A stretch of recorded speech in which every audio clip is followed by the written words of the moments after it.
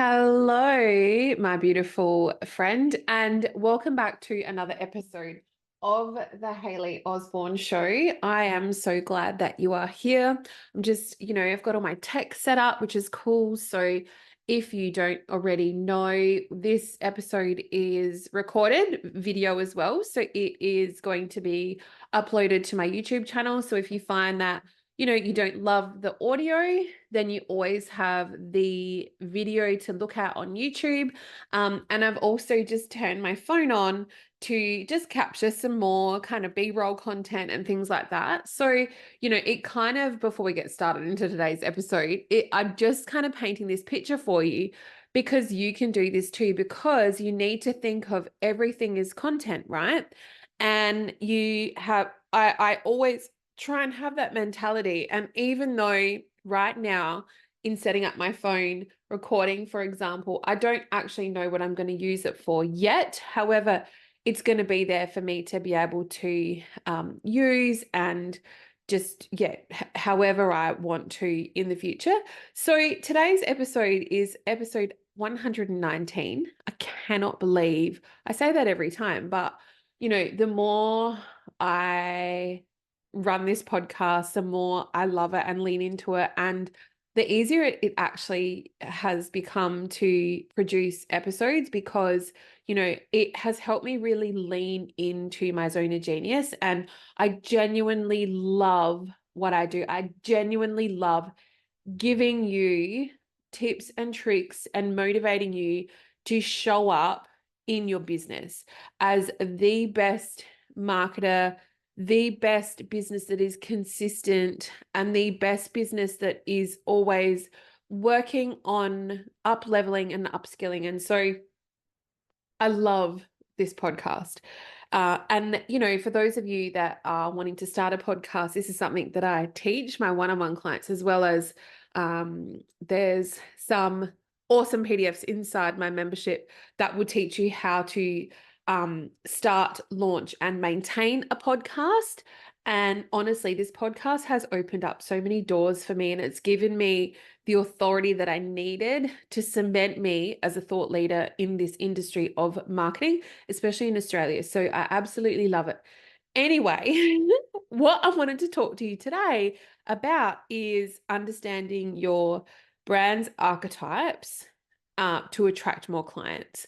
And if you haven't done any work on archetypes, it's such an old school way of building brands. And you see inadvertently some of the biggest brands in the world use this. And I used this many years ago when I was working on the Jack Daniels brand. So that is my corporate experience. So for those of you that don't know, I worked in the marketing team for a company called Brown Forman, and they own Jack Daniels, Chambord, Finlandia vodka, El Jimador tequila, Herradura, like so many alcohol brands. And I got to work on all of them as a part of the brand team. I started off the Instagram pages for Australia for a lot of those brands because this was the year that Instagram started. I started just before. Okay, so that was 2009. It seems crazy. And so if you're looking for whether some knowledge gaps on whether I'm good at what I do or not, I've been doing this and sitting part of like big teams for a really long time back in my corporate days. And so I've been immersed in this industry for years and right when it first started. So I do know a fair bit about marketing and brand development and some working on some of the biggest brands in the world. And that's kind of where the foundations of my knowledge started. I also have a marketing degree for those of you that care. But, it's years of knowledge and experience in my IP that have been able to allow me now to step into this person. So recently you would have seen me on Koshi's Business Builders. You would have seen me in Smart Company. You would have seen me on Balance the Grind. I've had a lot of media articles recently. And that's all like accumulation of years and years of hard work. So I'm really proud to say that. I'm also really proud to be doing this right now at 9 months pregnant. So it is 9 months. I'm like 37 weeks today. So a couple of weeks time, I'll be having a baby, my third baby. which is super exciting. And I still get to run this business, and there's things in place, ready to go. And I've batched a lot. So I'm pretty like certain and feel really comfortable going into this.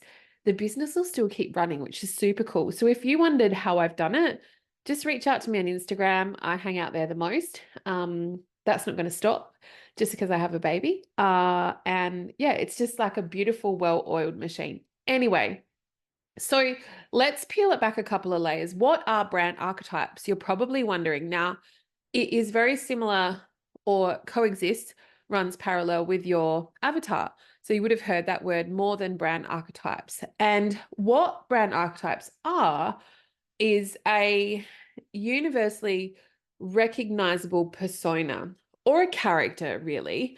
And this works beautifully with superhero marketing because that's kind of the character that I'm building. So you would have seen my little superhero girl in and around the place if you've been following me for a while. And a lot of big brands use the archetype model to be able to create more relatable and engaging identities inside their brands. So we used it for Jack Daniels, Gentleman Jack, that family of brands. We used it for the tequilas. I've used it for a lot of other brands that I've worked with. And they're really based on common human experiences and emotions. So it helps archetypes help brands to communicate their values, their mission. So I say brands, it will help your small business to create values, your mission, your personality, and in a way also help you to be able to tailor your messaging to resonate really deeply with who you want to target in terms of your audience, who you want to attract into your world, who you want to build that know, like, trust with. So that way the trust factor is the thing that people buy from, right? When they know, like, and trust you, they buy from you. Okay. So how are you going to attract these people? This is how you do it. And this is deep work. So if you haven't had a moment in a while to be able to take time out of working in your business to work on your business, I would suggest that you give yourself a day to work on your business, because if you don't do that from time to time, you'll always get what you've always had. Okay. So we grow and evolve as we educate and upskill ourselves as business owners.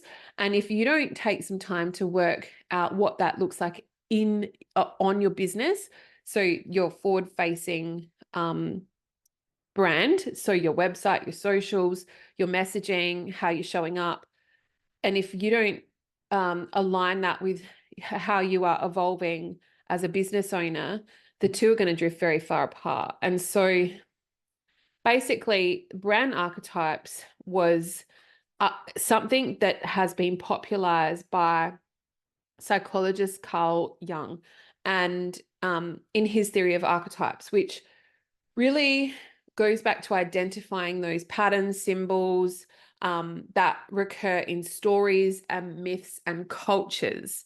Okay, so there's 12 primary brand archetypes.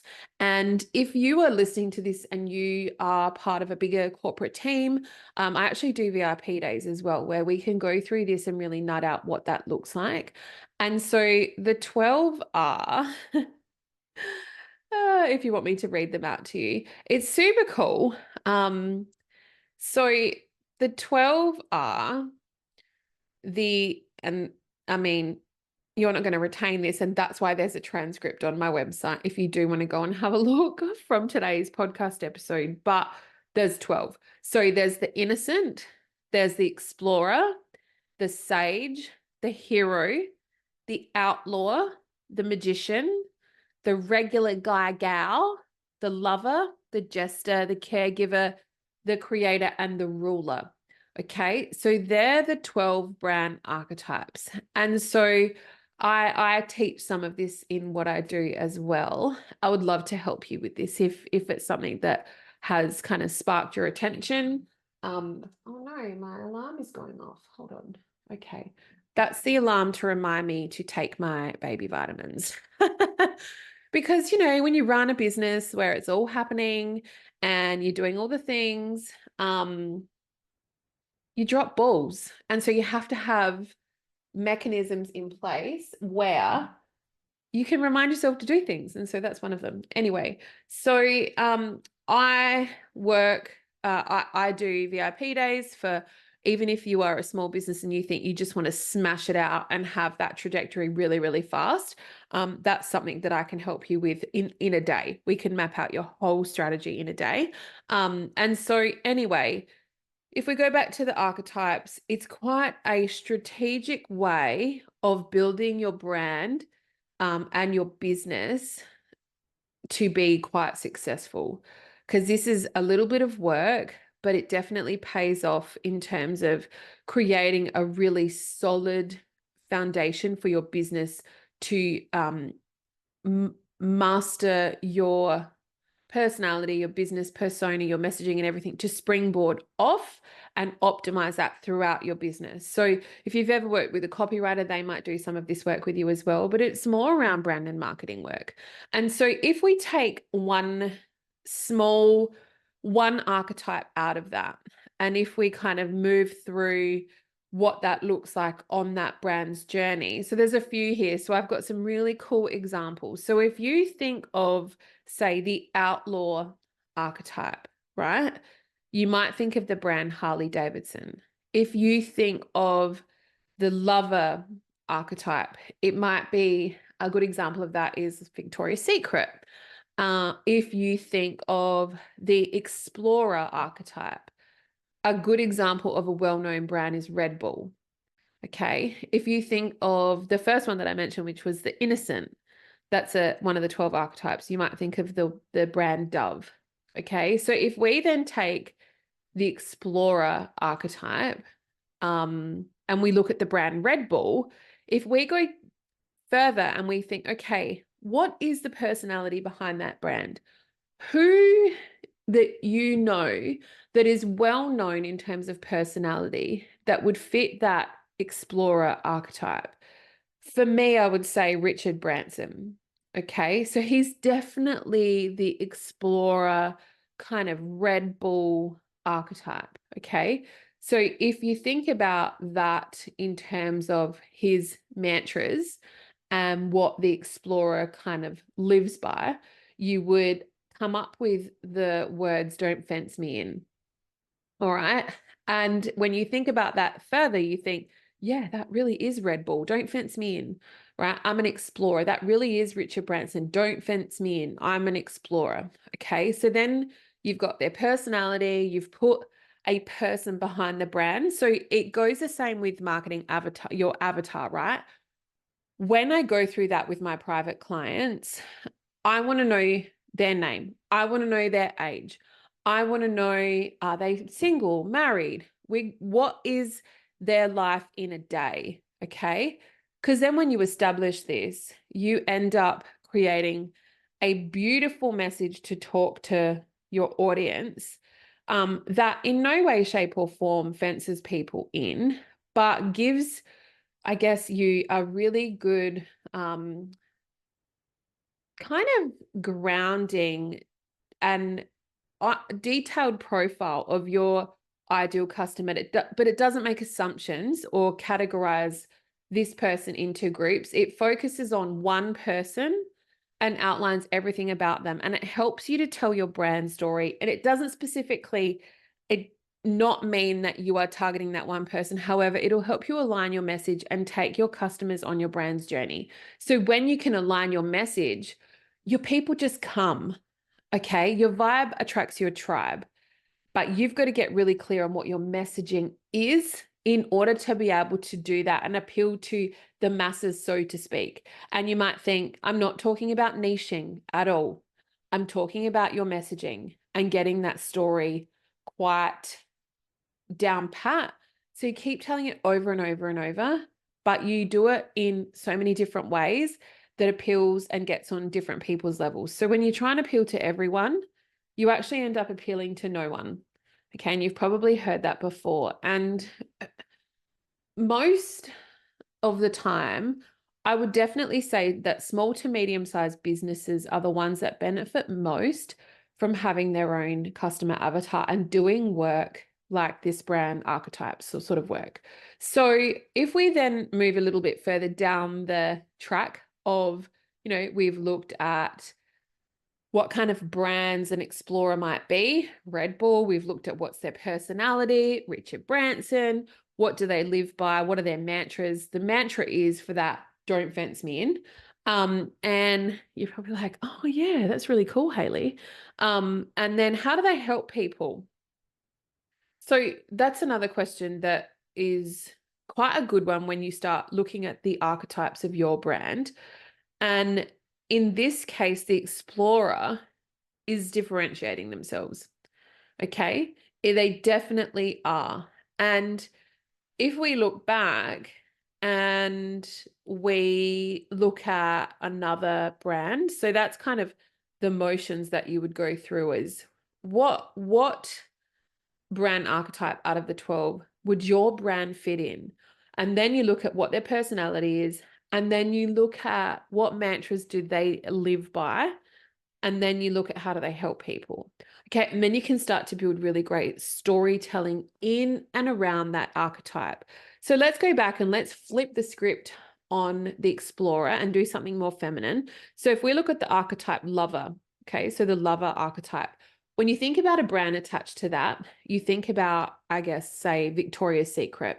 The lover archetype would also fit in if you've got a beauty brand, if you've got like skincare, you are a hairdresser, like those softer kind of brands that are more catering to like emotions. So you could be a counselor, a psychotherapist, a psychologist. That would kind of fit.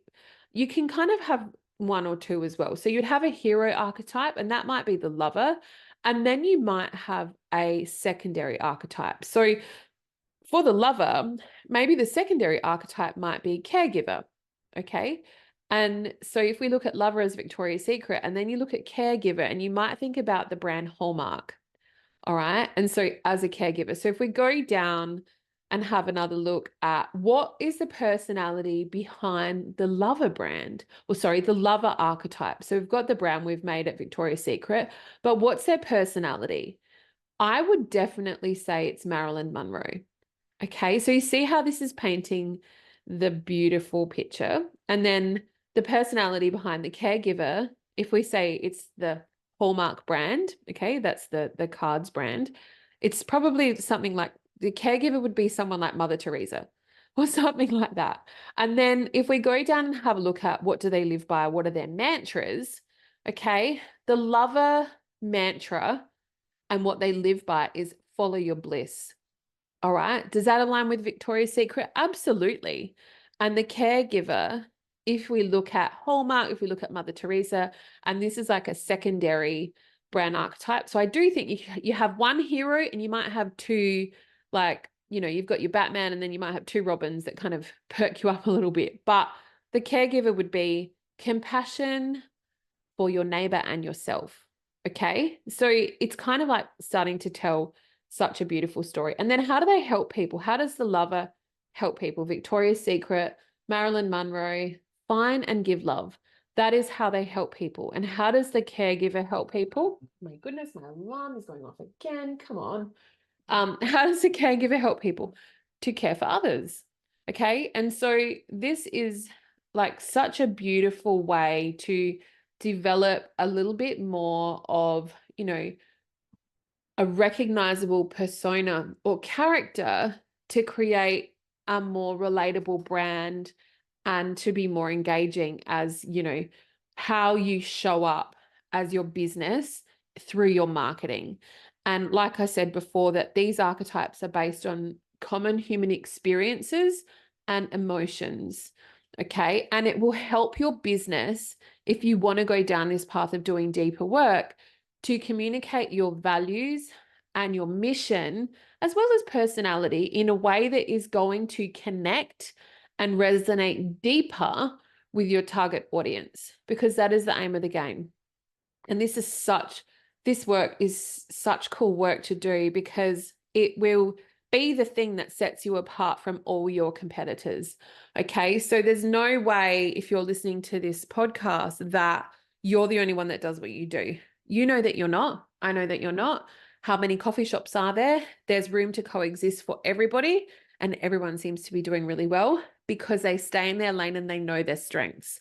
Okay, so if you are thinking, I don't actually know that, it is unclear to me, this might be a really great way to go deeper into your business and your brand and your messaging and your mission and your personality and all of that, to be able to attract your ideal clients at a deeper level that stands out in a crowd of much of a muchness.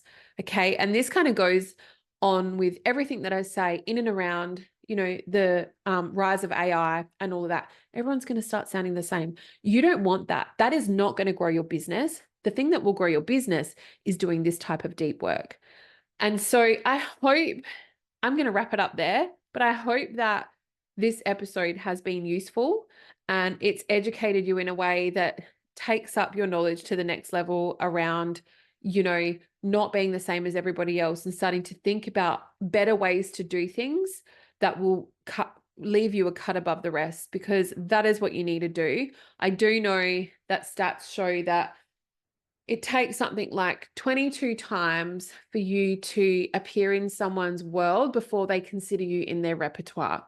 So if you don't have that down pat, this might be the type of work that you need to start doing to be able to understand what your brand archetypes are, to be able to attract more clients. And so with that, guys, I really thank you for joining me today.